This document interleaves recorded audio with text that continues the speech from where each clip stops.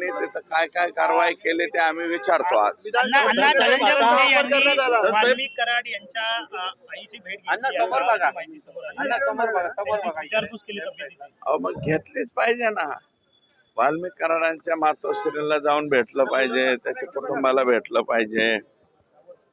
ते आता इकडे गेलेले आहेत 302 आणि याच्यामध्ये, मग त्यांना जाऊन भेटायचं कामच आहे त्यांचं. ते भेटले असतील, त्यात काय विशेष.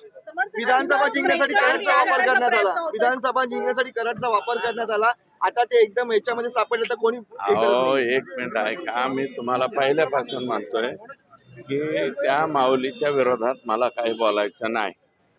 काय होतं की महिलेच्या बाबतीत एखाद्या माझ्या भगिनीच्या बाबतीत बोललं की ते फोकस सगळा दुसरीकडे जातो. माझी विनंती एक आहे की तुम्ही राष्ट्रवादी काँग्रेसच्या लोकांना सांगा की राष्ट्रवादीच्या मुख्य मुन्नीला बोलायला लावा. माझा फोकस अजून भरपूर आहे ना. संतोष देशमुखचं एवढं झालं म्हणजे संपलंय का? आणखी बरेच फोकस आहे. उज्ज्वल निकम यांची नियुक्ती आहे.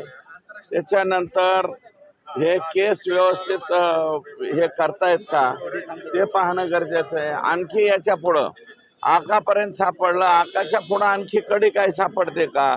आगंतुक मुळं आणखी किती सापडतायत? हे एकच सोटमूळ ताब्यात आलेलं आहे, आगंतुक मुळं अजून बाकी आहेत ना.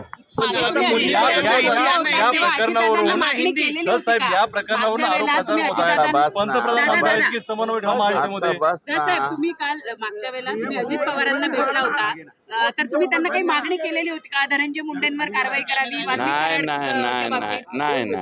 नाही.